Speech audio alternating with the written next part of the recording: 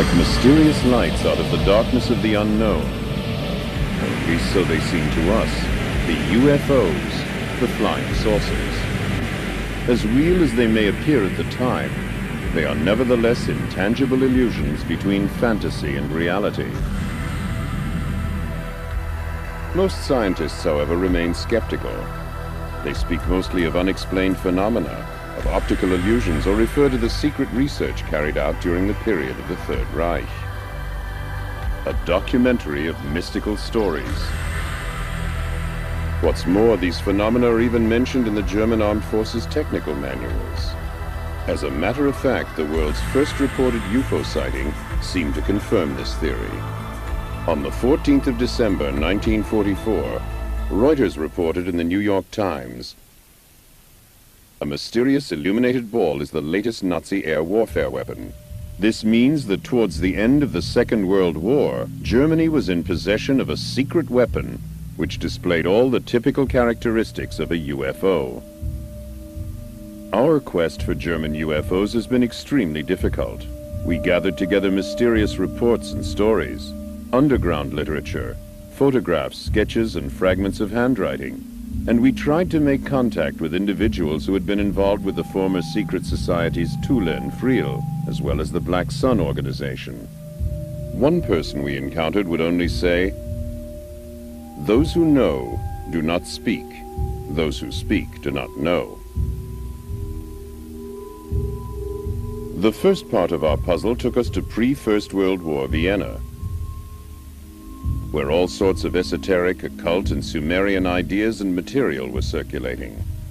Ideas which would later be taken up by the Third Reich, and with them the vision of a new and unconventional technology. It was a period which witnessed an enormous blossoming of various secret doctrines and orders: Templars and Rosicrucians, Illuminati and Freemasons, Anthroposophists, Theosophists, Neo-Templars and Armanen. Some of them seemed suddenly to have woken up after a centuries-long sleep. What had disturbed their slumber was this: the impending arrival of the prophesied New Age, the changeover from the age of Pisces to the Aquarian Age. Every one of these groups felt themselves called upon to make their mark on the approaching era. At the beginning, heretical theologians as well as Oriental, Nordic, and Atlantis scholars all worked in concert, fascinated by one goal: the new golden age.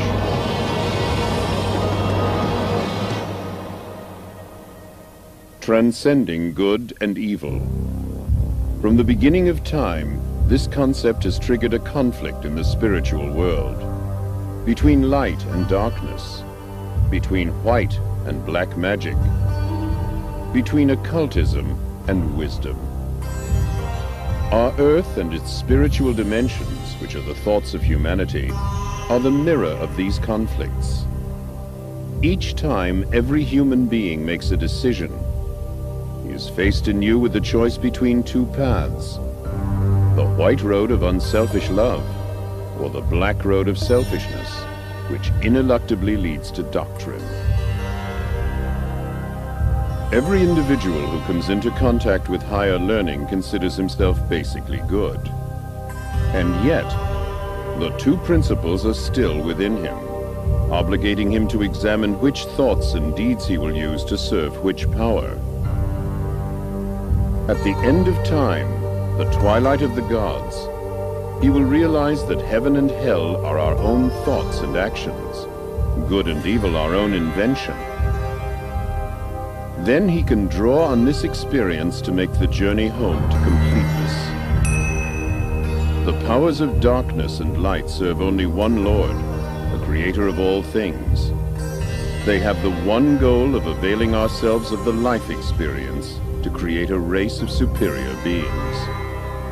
Power without love can only lead to catastrophe.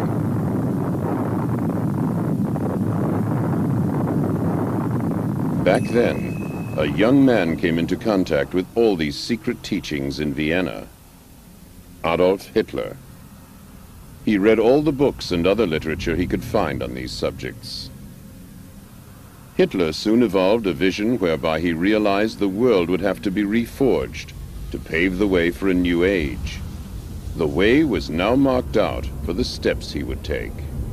The sole power that seeks renewal and yet creates destruction. By the same token, this period would also see the development of positive knowledge, which would lead to the creation of a comprehensive technology. And once again, our search for clues in our quest for the alternative technology, supposedly responsible for the German UFOs which would appear later, led us back to Vienna, to the year 1917. 4 men and a woman met here in the Viennese cafe Schopenhauer. The young Maria Ortisch, a spiritualistic medium from Zagreb, the student and fighter pilot Lothar Weitz, the occultist, orientalist, and officer Karl Haushofer, Rudolf von Sebottendorf, an occultist who had recently returned from the Orient, as well as Prelate Gernot from the Order of Knights Templar. Their subject was the coming of the New Age. They spoke of secret revelations, the Spear of Destiny, the magical violet black stone. They discussed the possibility of making transmedial contact with the ancient Germanic and Babylonian deities, Ishtar, Ostara, and Isais, and of communicating with distant worlds, not only on this side, but also on the other. It is quite likely that this coffeehouse meeting witnessed the birth of the secret Thule Society, which in turn later spawned the German National Socialist Party, the SS, Black Sun, and the Friel Society, which in its turn gave a foundation to the occult activities of the Third Reich and the new comprehensive technology. And the beginning of German UFOs. What was the secret behind it all? The invincible source of power for them was the Black Sun, an infinite beam of light which, although invisible to the human eye, was nevertheless there and very real. Just as the bright daylight sun can illuminate the exterior, so the dark sun can light up the soul of man. It illuminates the divine light. To this very day, the occult philosophy of the Third Reich is veiled under a thick cloud of mystery and secrecy. Its leaders were drawn from the ranks of the Thule Society and the SS. In many ways, their ideas differed significantly from the accepted National Socialist Party line. Their emblem was the Black Sun. A secret philosophy thousands of years old provided the foundation on which the occult practitioners of the Third Reich would later build. The Black Sun symbol can be found in many Babylonian and Assyrian places of worship. Even the Phoenicians and the Carthaginians knew of the symbol and the beliefs that it represented. The Babylonian and Assyrian civilizations often depicted the Black Sun, the Godhead's inner light, in the form of a cross.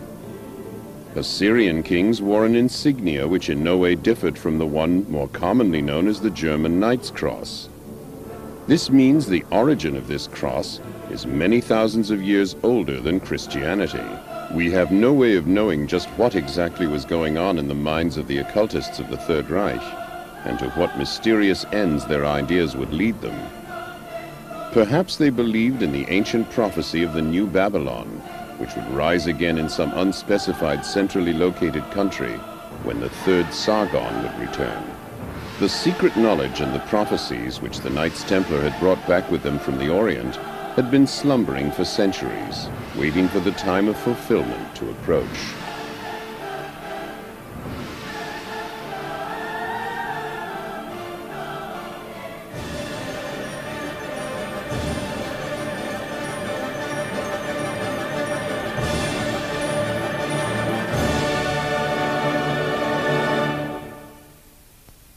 In 1919, von Sebottendorf joined with Karl Haushofer and Dietrich Eckart to form the Thule Society. This was to be a melting pot of various occult orders, with a network of connections throughout Germany.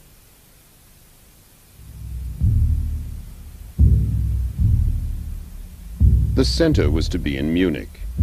Many members of the Thule Society formed themselves in active opposition to the short-lived Socialist Republic of Bavaria. A political party was founded, and in 1921, Adolf Hitler, a man well known for his occult beliefs, was engaged as a political orator.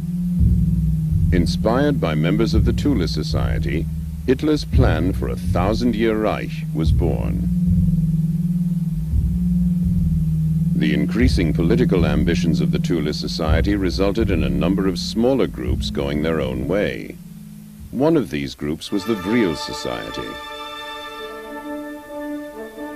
Towards the end of 1919, a select group of people, members of both the Thule and Vril societies, met in an old hunting lodge near Berchtesgaden. Taking a prominent part in the proceedings for the first time was Dr. H.O. Schumann, a man whose area of expertise would today be called alternative energy.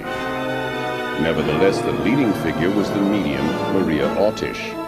A second medium was also present on this occasion, the 18-year-old Sigrun. Maria Ortisch presented texts she had received from her spirit medium, one in the Sumerian alphabet and the other in the secret code of the Knights Templar. Both texts had already been translated. Were they messages from the gods, or tidings from some alien civilization? Construction plans for the development of some new advanced technology which would enable mankind to reach for the stars? From now on, the members of the Vril Society devoted themselves wholeheartedly to the realization of what must be one of the most bizarre ideas that ever occurred to the mind of man. The construction of a time machine that would transport them to the realms of the beyond and bring them face to face with the gods themselves. We don't know just exactly how far they got with their machine. The experiments carried out lasted almost 2 years. What we can say for certain is that the machine was the inspiration behind the Vril levitation power unit. At the beginning of 1924, the machine was dismantled and taken to Augsburg in southern Germany for storage, perhaps to the Messerschmitt aircraft factory. As a member of the Thule Society, Rudolf Hess gave a number of lectures and was, among others, one of the people responsible for the early encouragement this new technology was accorded. In all things, we are able to recognize two principles which decide upon matter and events: light and darkness, good and evil, creation and destruction. These two principles, the creative and the destructive, determine our technical means.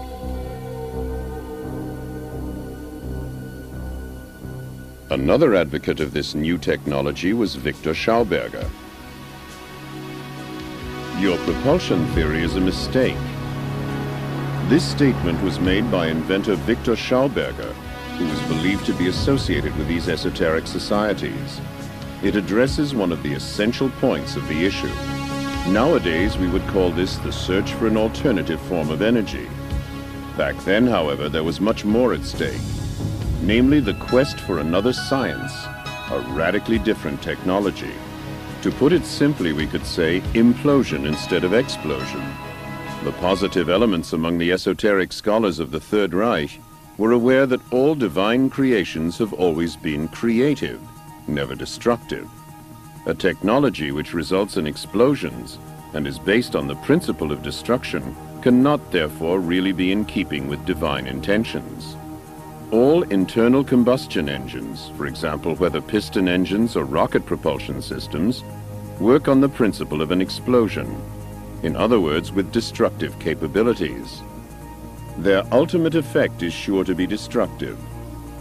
The environmental damage meanwhile visited on the planet by the technology of explosion, including atomic energy, exhaust fumes, and so on, makes it quite clear that the call for a new technology, like the one under discussion back then, is clearly justified.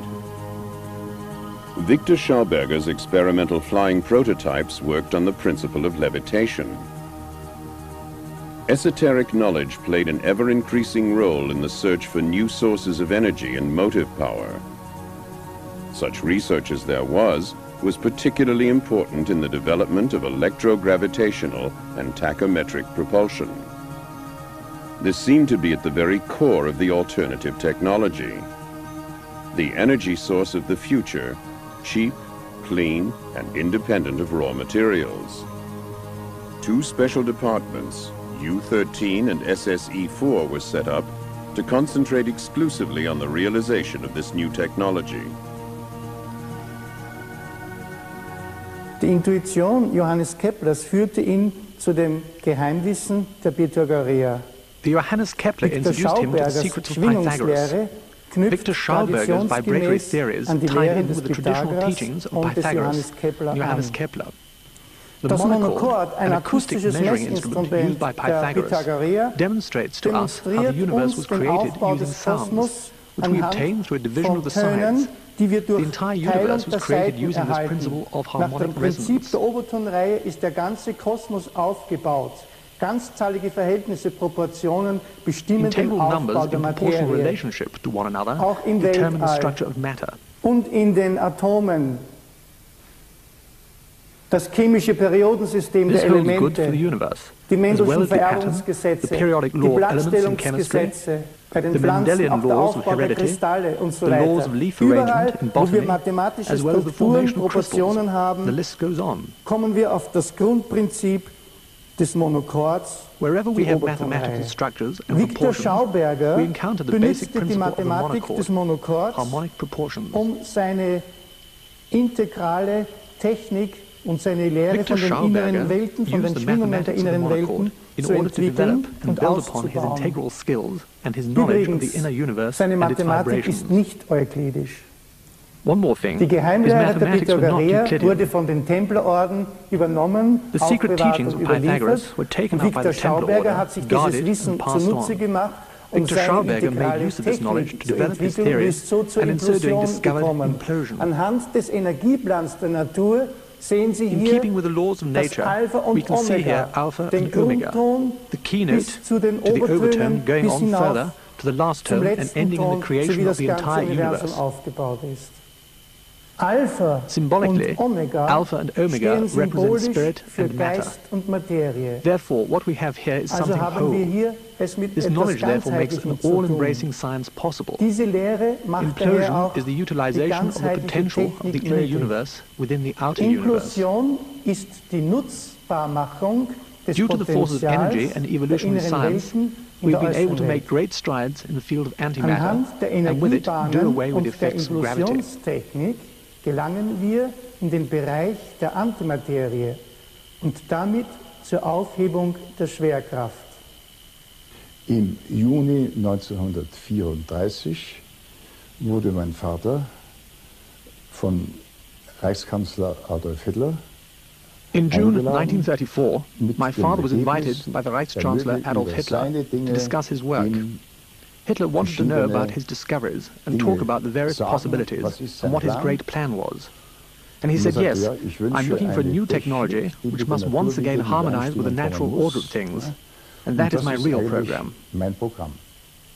Kurz vor dem Eintreffen der beiden Reichsbeauftragten Shortly before the meeting, Hitler, as Reichschancellor, gave the two deputies his orders. The two had come to discuss Hermann Göring's plan. An die zwei Reichsbeauftragten vom Hermann Göring-Plan.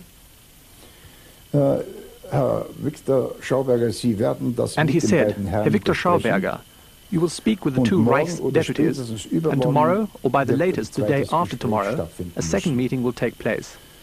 And he said to the two deputies, I find the plan fascinating.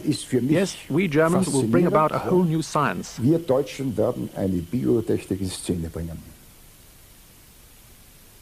The Socialist Party came to power, the occult societies withdrew into the background. Within the SS, the Thule Society created a separate secret organization called the Black Sun. The Friel Society carried on much as before with its scientific research.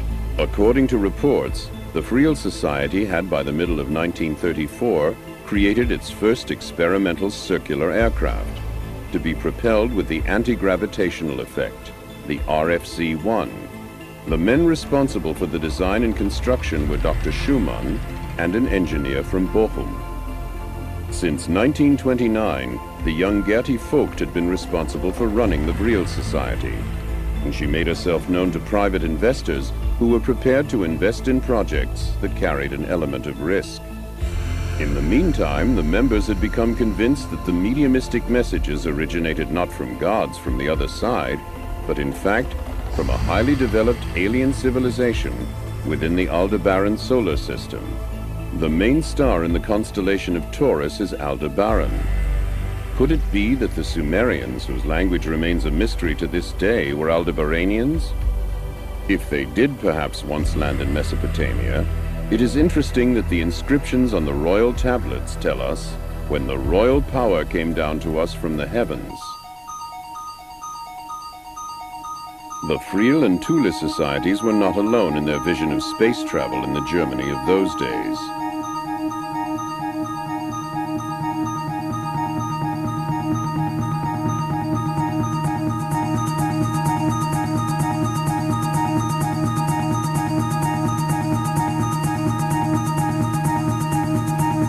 UFA, the German national film company, released a motion picture called The First Woman on the Moon. The first space rocket was then built by Werner von Braun and Hermann Oberth with UFA movie money. Many German scientists studied the possibility of traveling to the stars. Before the end of 1934, the Friel Society had built its first light aircraft, the RFC-2 round aircraft. It was fitted with an improved Friel propulsion system and, for the first time, magnetic impulse steering. It measured hardly more than 16 feet from end to end, but it worked. It already possessed two typical characteristics of UFOs: the optical blurring of the contours when accelerating, and the colored lights depending on the level of power applied: red, orange, yellow, green, white, blue, or violet. Despite its advanced flying capabilities, the RFC-2 remained virtually unnoticed by the political leadership of the time. The same fate was to befall the first jet-propelled aircraft 4 years later, the HE-138, the HE-176, and the HE-280. Only the SS showed a slight interest in the work of the Friel Society. Its own Black Sun formation had meanwhile set up Research Department 4, SSE-4 for short, which was responsible for coming up with alternative sources of energy. What is certain is that their aim was to make Germany independent of foreign crude oil imports. Nevertheless, stimulated by Victor Schauberger and the success of the latest Friel success, SSE-4 now began to construct its own light aircraft. Using Captain Hans Kohler's tachyometer converter as a basis, and appropriating many Friel components, they developed their own Thule Aero engine.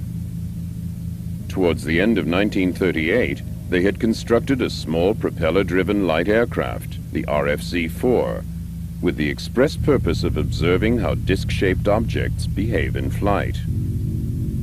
By 1939, the SS had already built its RFC-5, the first long-distance aircraft measuring more than 65 feet, and with the mysterious name Haunebu-1. Under tight security, the Haunebu-1 made its maiden flight, in all probability, in August of 1939. Documents show that by 1941, the British had already found out about these top-secret SS experiments. In contrast to the simple Friel prototype, the Haunebu was a complicated proposition. However, because of the form of its power unit, it offered considerably more storage space. In 1939, Hitler made one of his biggest mistakes. What might have been meant to be a limited military action in the Polish campaign led directly to the Second World War. Quite contrary to what we might imagine the situation to be in the perfectly organized National Socialist state, everyone did exactly as he pleased. The Air Force, the Army, the Navy, and the industrial concerns all followed their own inclinations.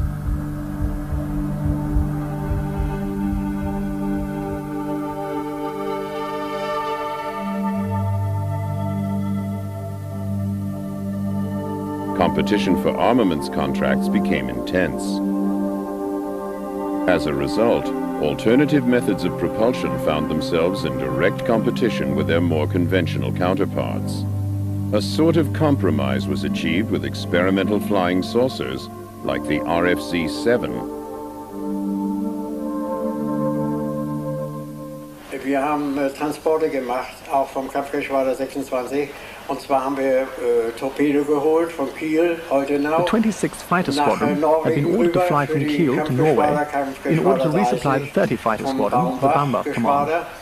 On return flight to Hamburg, I took a model of my aircraft design with me, and taking advantage of the opportunity, actually had it forwarded to Ernst Udet in the Reich's Air Ministry in Berlin. Zum Reichsluftfahrtministerium nach Berlin an Udet.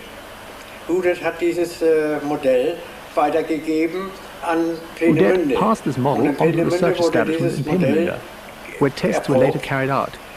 Over and over again, I later heard reports from people who were working in Prague on the construction of flying discs, and progress in this field was actually being made. I also knew that Habermohl and Schriever were in possession of my model and had begun work on its practical applications. Mein Modell praktisch bekommen hätten zum Ausarbeiten, zum Rekonstruieren. Und diese Flugscheibe hat der Schriever auf seine Art, seine Schriever Gedanken made certain umgebaut. alterations to my plans, whereas, as I was later for certain, Habermohl had remained true to my original design. The second prototype was a flying disc, 42 meters long, and was built by Mita Beluzzo in Breslau. Ein zweites Modell wurde gebaut, nicht Modell wurde gebaut, eine 42 Meter große Flugscheibe wurde gebaut durch Mita und Beluzzo. Und zwar in Breslau. Und diese Flugscheibe sollte dann, wie This ich flying disc, erfahren as I habe, discovered, sollte was dann flown to nach Spitzbergen in Norway Spitzbergen and should have geflogen returned to werden und Rechlin sollte on auf a einen directional beam with an unknown mit transmission einer frequency and unbekannten, code word. Sendeskala, eine Nummer für den Sender, nicht, was überhaupt gar nicht benutzt wurde von anderen, sollte auf diesen Richtstrahl However, die Flugscheibe due to a bad nach landing in Rechlin Spitzbergen, zurückfliegen. it was damaged Sie ist aber bei der and was Landung in unable to complete the Spitzbergen return flight so home. zerstört worden, weil die ist heftig aufgestoßen und konnte dann nicht mehr zurückfliegen. Dann bin After ich that, rausgefahren I drove außerhalb into the von hills Prag just outside Prague, in die Berge. where the secret testing ground was supposed to have been located. I had my Leica A camera with me when suddenly I saw such a flying saucer.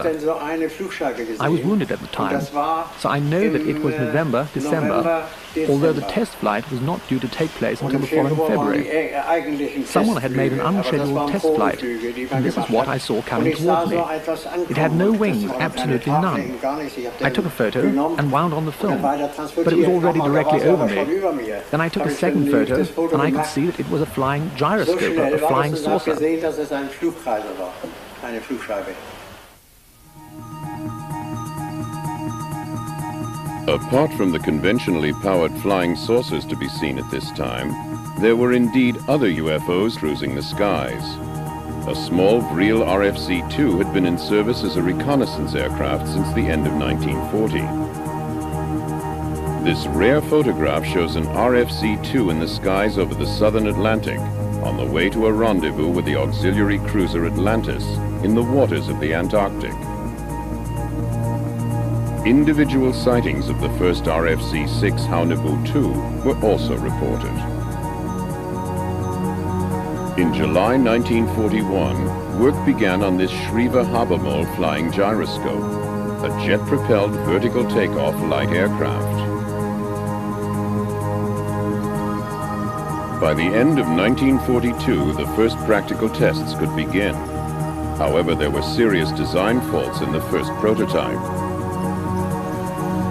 The same year, Dr. Richard Mita began work on a turbine-driven light aircraft, the RFC-7T. This was to be discus and not saucer-shaped. The Italian scientist Giuseppe Beluzzo soon joined this project, followed shortly afterwards by Schriever and Habermohl.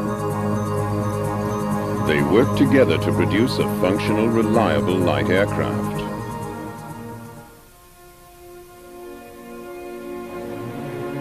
And so, on the 17th of April 1945, Richard Mita was able to report to Adolf Hitler, "Today, under my direction, and in the presence of 3 Luftwaffe officers, the V-7 was tested in the skies above the Baltic. The general characteristics and attainable performance of the aircraft were as follows. The V-7 was a supersonic helicopter fitted with 12 BMW 028 turbo aggregate engines. During the first test flight, it reached an altitude of 78,000 feet, and on the second, rose to 80,000 feet. The craft can in principle be powered by unconventional energy sources. My background includes remote sensing technology and the exploration of the UFO phenomena. Over the years, I've had the privilege of being a friend and colleague of the late American Naval Admiral Delfarny, who was instrumental in bringing many of the German scientists to the United States at the end of World War II. As many of you know, there was an executive order given by President Truman in August of 1945, August 15th, 45. And in March of 1946, the State Naval War Committee authorized the collection of German materials relating to experiments of high technology. The operation known as Paperclip was to bring sequestered German scientists privately to the United States in the hope that the Americans could begin a quick start, a catch-up in the areas of V1 and V2 testing. Clearly, the Germans were involved with the building of what many allies considered miracle weapon systems. And so I have had the opportunity of looking very carefully at the documents that detail 2 histories. One, the building of the first space city on planet Earth known as Peenemünde, and the bringing over of some of the best technical and scientific experts in the world, headed by Dr. Wernher von Braun, which led to the placing of man on the moon. And secondly, a closer look at the lesser-known development of what some experts will call the Feuerkugel, the fiery ball, or the disc-like hovercraft that the Germans were experimenting with during World War II, which was known to American intelligence and yet not really appreciated until the Germans began to cooperate with the Americans following World War II in a unified effort to advance mankind into space. The Allies described the various German flashing flying aircraft that they saw as Foo Fighters, fireballs. The German name for the typical Foo Fighter, however, was Fliegende Schildkröte, flying tortoise, because of its resemblance to the tortoise shell on the ground. It had been developed by a specialist technical unit of the SS in the Vienna suburb of Wiener Neustadt. It was in fact an unmanned flying probe. Its mission was to fly close to enemy aircraft and wreak havoc on the electrical circuits. In addition, it was equipped with a special type of klystron tube. The SS spoke of death rays. I was a fighter pilot in World War II. I served a career of 24 years as a fighter pilot in the United States Air Force. But I was a young fighter pilot in World War II, and I was a captain in the Air Force near the end of the war. And we began receiving reports sometime in 1943 of Foo Fighters, fireball fighters. They were balls of brilliant light, sometimes brilliant green and sometimes brilliant orange light, sometimes the size of a basketball and sometimes much bigger, that would get in formation with our bombers and stay there. Nothing, you couldn't shoot them down. You couldn't, no matter what maneuver we went through, they stayed exactly in position. I had friends who reported these balls of fire appearing outside of the cockpit of a fighter aircraft only 10 and 15 feet away, and they did every maneuver they could think of, dives and rolls and everything, trying to get rid of this ball of fire out there, and it remained in exactly the same position no matter what they did. This represented a technology far superior to anything that we had encountered anywhere on the planet before. We thought these objects were being manufactured by the German government because they were our opposition at the time, and we thought they had discovered some new technique because we had already experienced other instruments, other vehicles that passed through the bomber formations at very high speed that also had glowing tails. We had close approaches of disc-shaped craft, not as close as one would like, but following bomber formations. We knew that the rockets had been perfected, and we thought that most of these were simply a further extension of this rocket technology, and we believed that they were all being produced someplace by the Germans.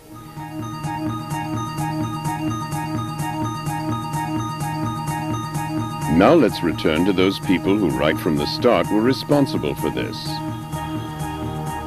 In the winter of 1942, a new light aircraft circled the Friel testing ground, the Friel 1.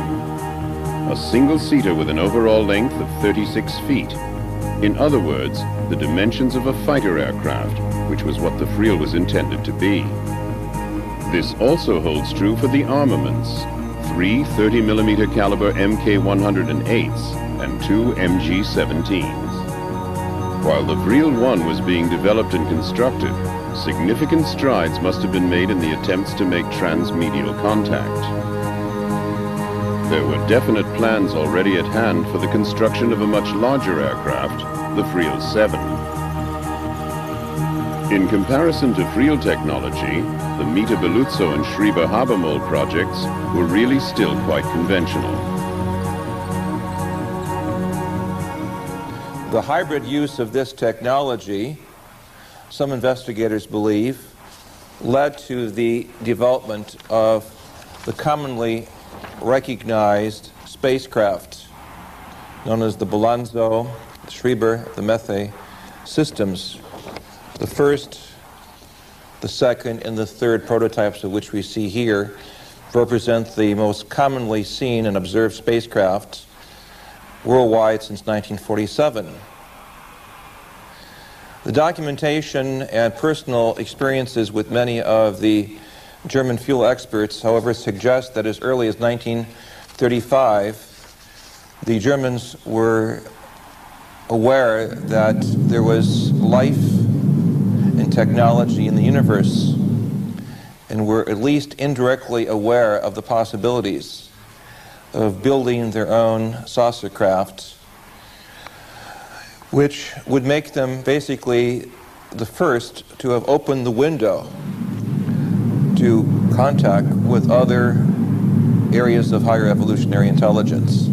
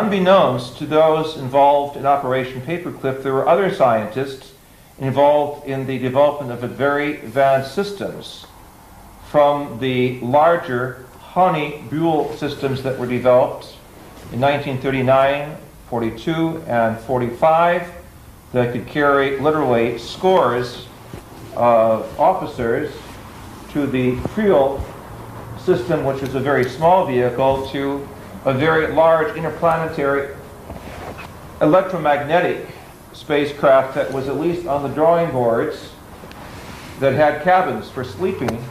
We have a prospect of a vast system that made use of underground facilities for the preparation and launching of these most unique saucer craft that literally baffled the Americans and the British.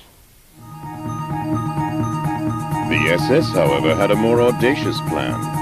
There were, at least on paper, plans for a giant Haunebu spaceship with a diameter of over 400 feet.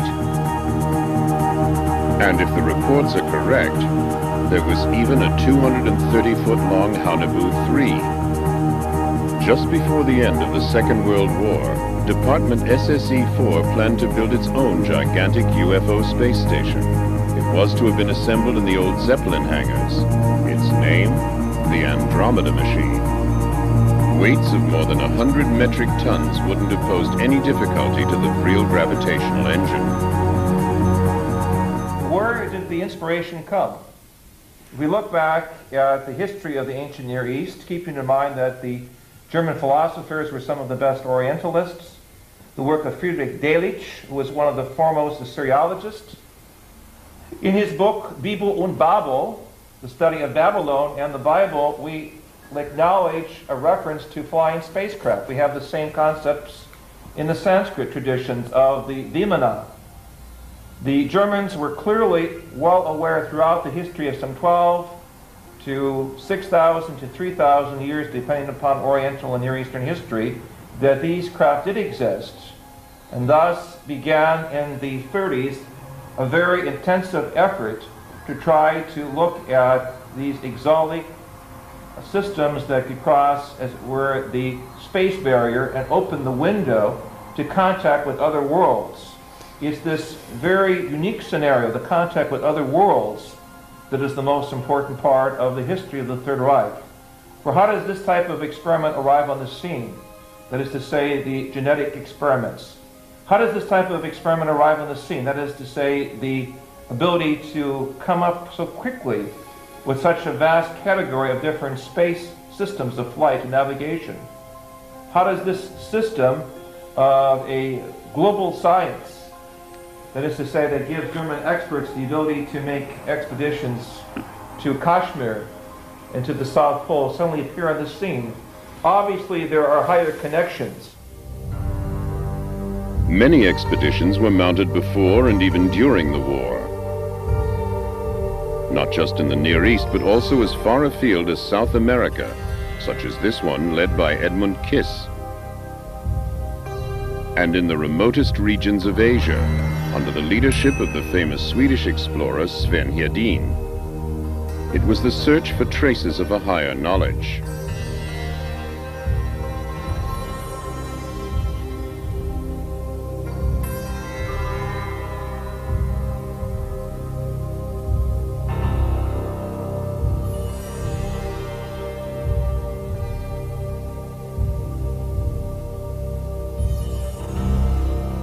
Da war mein Ziel immer die unbekannten Teile von Asien, wo die Karten das verlockende My aim was always those unknown parts of Asia, where the maps bore that enticing word unexplored over the white expanses. Such were the areas of Inner Asia and Tibet that I've always sought out. That is to say, I've always had a feeling and a belief that in the middle of the desert, where there was not a soul to be found, where there were no roads, perhaps there could I discover traces of some ancient civilization.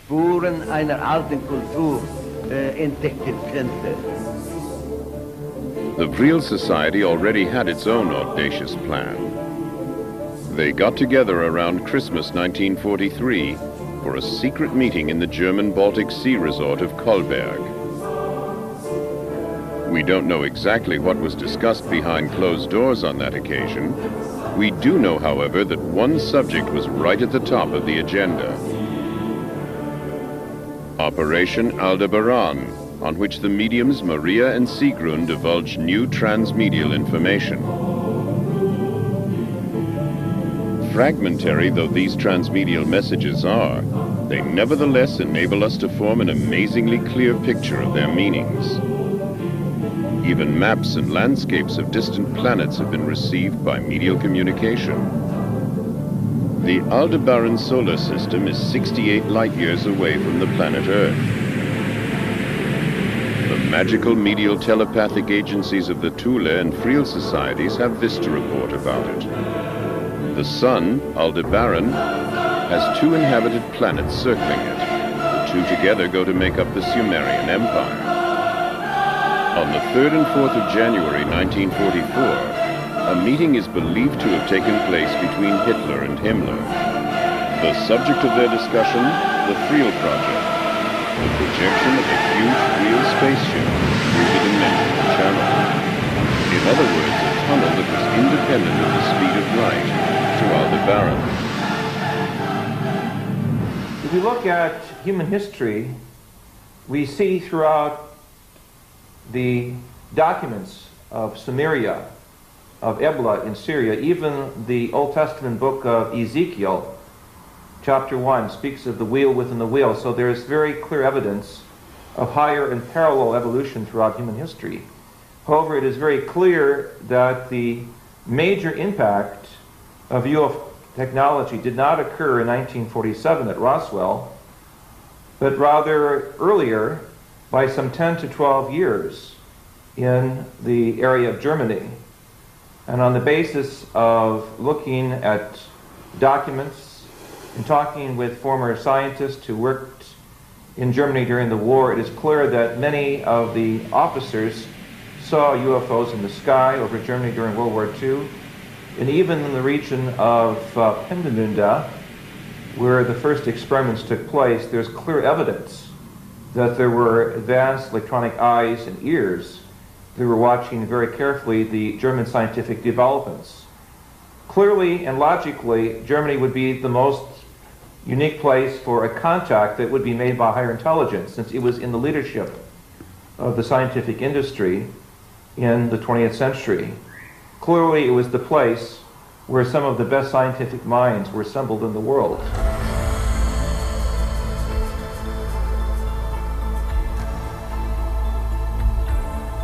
Can we really disregard the possibility that there was an alien influence or contact at work at that time?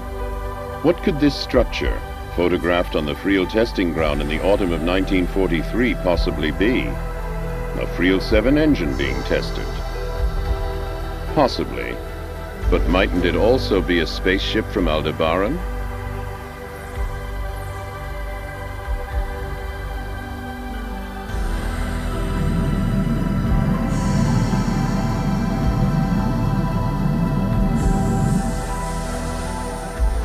Now, we know that in the early parts of the war, there were certain factions of the Allied forces that did not believe he had a secret weapon. And it wasn't until the Americans made much emphasis of this that they began to look at it seriously, and indeed did discover that Hitler not only had a secret weapon, he had what we would call today a UFO or spacecraft. He had one already off of the drawing board and flying, and it was capable of 1,200 miles an hour, vertical takeoff, 90-degree changes, and much like a helicopter, and of course was far superior to anything the Allied powers had at that time. Secondly, they knew that he had another craft about to be up and going. It was capable of doing 2,500 miles an hour, which was double the original. And not only did it have the characteristics of the original craft, but it also had a laser weapon aboard it that was capable of penetrating 4 inches of armor. Now, needless to say that that really spooked the Allied forces into making a redemptive attempt against him and bringing him into a state of capitulation. What then became of all the secret projects carried out during the Third Reich? There are indeed a whole series of explanations. One is that the most important flying saucer was purposely sent to the bottom of Lake Mondsee in Upper Austria. Another is that they were concealed somewhere in South America and in the Antarctic. And not just that. Some people actually maintain that there is a German UFO base in the Antarctic, and that many were brought there disassembled by submarines. The most bizarre theory originates from the Special Department U-13. German UFOs are said to have traveled back in time as a result of entering a strange space-time discontinuity, where they were then received as the white gods of ancient Sumerian and Babylonian legends.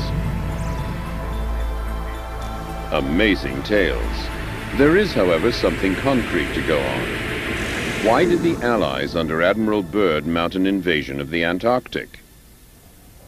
I would like to say that among the many scenarios, of course, was the reality that there were some 30 missing German submarines that came from Baltic port areas at the close of World War II.